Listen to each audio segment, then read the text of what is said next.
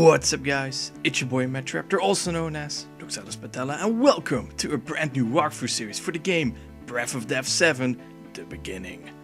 After having done 2 Harry Potter walkthroughs in a row, I found it best to take a break from the Harry Potter games before eventually moving on with the third one. So I have decided to cover this game instead. It's a JRPG developed by Z-Board Games, and you can buy it on Steam in a bundle along with their other game Cthulhu Saves the World, usually for around $1 or even less during Steam sales. Now some of you may be thinking, oh boy, a JRPG or just an RPG in general. I'm not sure if I'm gonna like this walkthrough of yours, Lux. I don't know. I can understand that. Usually the first things that pop up in my mind when hearing the term RPG are character stats, weapons, gear, monsters, grinding, gold farming, exploring dungeons, and that in an almost infinite loop.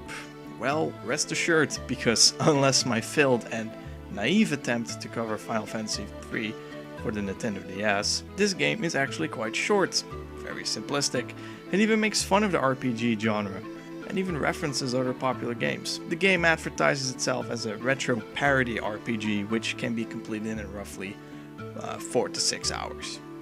For this walkthrough series, I'm going to play on hard mode, which you can only unlock after having beat the game once in either easy or normal mode. The difference is that there is a 25% increase in all stats for all the monsters in hard mode when comparing it to normal mode, as can be seen here. The game does become more challenging at hard mode when unprepared, therefore I thought it would be interesting to select it for the walkthrough series in order to keep things a bit interesting, even if you're not the biggest fan of RPGs. The reason why this part is called Part 0 is because I want to take the time to explain both the mechanics of the game and additional features that are going to be added in the videos themselves. I find it too difficult to try and explain it all while playing the game as I usually do, so this is more of a standalone video before the story actually starts. A mechanic familiar to RPGs is the random encounter, and we all know how they can be annoying at times, especially in the walkthrough series. I can understand that people might be frustrated to see a 30-minute video as part of a walkthrough series where, let's say I hypothetically explore a dungeon, I have random encounters every 5 steps, and that makes it that 25 of the 30 minutes in the video is only footage of random battles. Of course, the trick could be to cut away some of these encounters in order to keep the flow of the video going. In Breath of Death VII, however, random encounters do occur, but as the player you possess the power to initiate a fight whenever you want to. Furthermore, there are only a limited number of times you may occur a random encounter. For instance, in a dungeon you may be only entitled to 10 random encounters, but you can force these 10 encounters whenever you want. This means that you can work through these 10 encounters really fast and then go explore the dungeon without any interruptions. Now, this all sounds great, but doesn't it ruin the element that makes an RPG? I'll admit that this strategy will be used in my walkthrough series, but I don't see it as an inconvenience. Instead, I will do my best to show you every monster you can find in this game and showcase their stats and unique abilities. Yes, you can call it a bestiary, but unfortunately this game does not have one, and thus I will be using information that is publicly available on the official website of Z-Board Games. I simply want to do this because I want to showcase this fun little game as entertaining and also as complete as possible. And when you like a particular game very much, you are willing to go the extra mile for it. It also shows the thought that goes into creating monsters, balancing difficulty, and having enough variety in abilities for when you might be thinking of creating an RPG game of your own. I will also show updates of experience points and gold earned so that you can always catch up with how our party is doing without actually seeing all of the fights. The second big mechanic of this game is the round system during battle. For every round that has been completed during battle, meaning that every party member and every monster engaged in the battle have completed their turns, the strength of the monsters grows stronger by 10% every turn. That means on turn 2, monsters are at 110% strength, on turn 3 at 120% strength, and so on. This means that the longer you try to set up your character's buffs and special attacks, the more difficult it becomes to actually win your battle. Furthermore, all your party members get revived and are back at full HP after every battle, and they also regenerate some of their MP. The faster you finish a battle, the more MP you regenerate. This is why the game allows for very fast-paced battles, as you can easily breeze through every action and battle dialogue in order to keep the flow going, and not worry about healing your party members after battle. And this is yet another thing that I would like to address regarding the walkthrough series. I don't find it convenient to just mash buttons in order to have a battle done very quickly without you, the audience, being able to see or read what is going on. This is why I'm going to be a little bit slower when covering unique battles, more notably boss battles. Combining this with my choice of not showing you every redundant battle, but only those that show new monsters and unique abilities, I hope this will make the walkthrough parts not too long, but not too fast paced either. The third big mechanic of this game has to do with leveling. After leveling up, you get the choice between two paths for how you want your character to upgrade. For instance, you might choose between more physical strength or more magic power. Now you will see that I will build my character in terms of their strongest stats. I prefer the method of having each character focusing solely on their strongest base stat. For instance, the first party member Dem has strength and vitality as his two strongest base stats. And you will see that the weapons and armor he can wear actually give additional bonuses to both strength and vitality. The same can be said for other characters who I won't give away right now. It's actually advisable to focus on one or two stats for a particular character, as having all-rounders does not work for this game. Due to the pressure of having to end battles relatively fast, you have to take the strengths of each character to your maximum advantage. The real difference that might cause some debate is the type of spells I may choose during my walkthrough.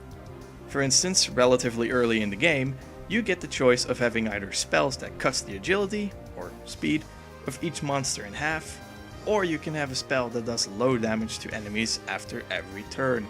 This is where it all comes down to the preference of playstyle. There is no necessary good or wrong when it comes to that. At least it's still quite limited. Take Final Fantasy III for example, where you can assign 23 different jobs, including the freelancer job, to 4 different characters. Now that's a lot of combinations, leaving high chances that people may not be too happy with your choices because they don't match your preference at the time. Going back to this game, your preference of spells or special abilities does have an influence later on in the game. If you choose the ability to cut down the monster's agility in half, you are able later on to have an even stronger version of the same spell, being able to bring it down by 75%, but it might be an even harder decision to make. Finally, the game allows you to build up combos with your different physical and magic attacking moves. Some attacks perform multiple hits, allowing you to build up a higher combo rate, which you can then use to perform a more powerful attack in the end, such as Death Blow. When making choices for your spells or physical attacks, you might see that although a particular choice seems to be preferable due to its higher damage or spell power, it can also break the combo when used. You will see that I'm not really in favor of building up combos to deliver a heavy blow later on, so please don't get frustrated when I accidentally sacrifice a high combo value to do something like healing a party member while I could have dealt massive damage instead. I've learned that it does not matter too much as long as you have a strategic plan for difficult battles.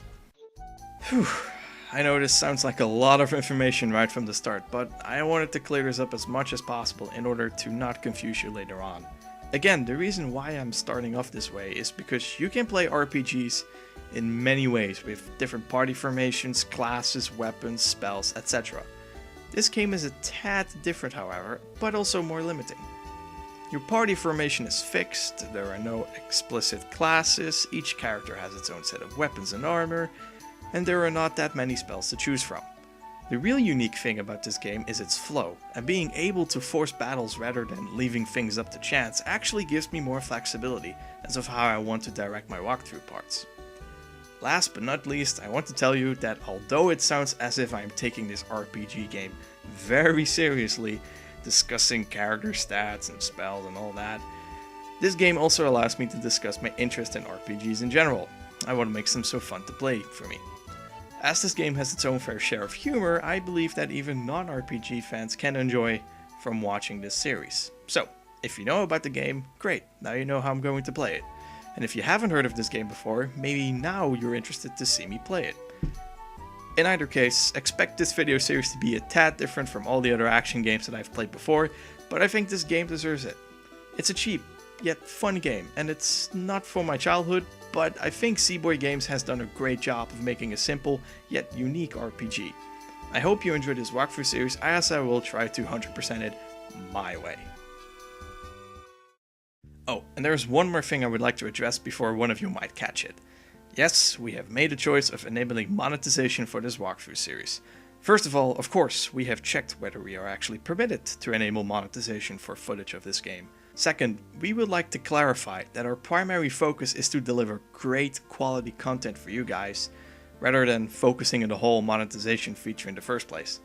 YouTube is not going to be our profession, it is and will be a hobby.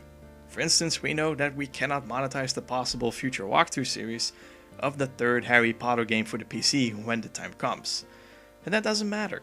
We want to show you the games that we like to play or that you want us to cover, like the Harry Potter games for the PC.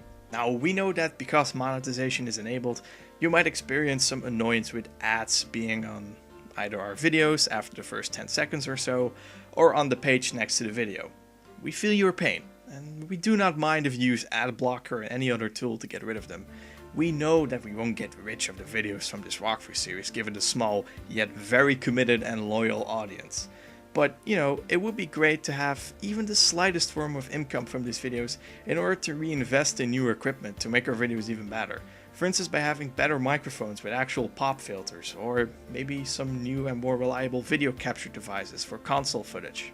We know that monetization is a controversial topic, but I do not want to shy away from it. Because we care about our audience, I wanted to share this with you guys first, so that you may find peace in our decision to enable monetization for this particular walkthrough series. The two guide videos I made for the game Forsaken World back in January 2012 also have monetization enabled, and so far no one has made a significant complaint about it, except for one person who mentioned that the audio for the ad commercials were actually louder than the audio from the video itself.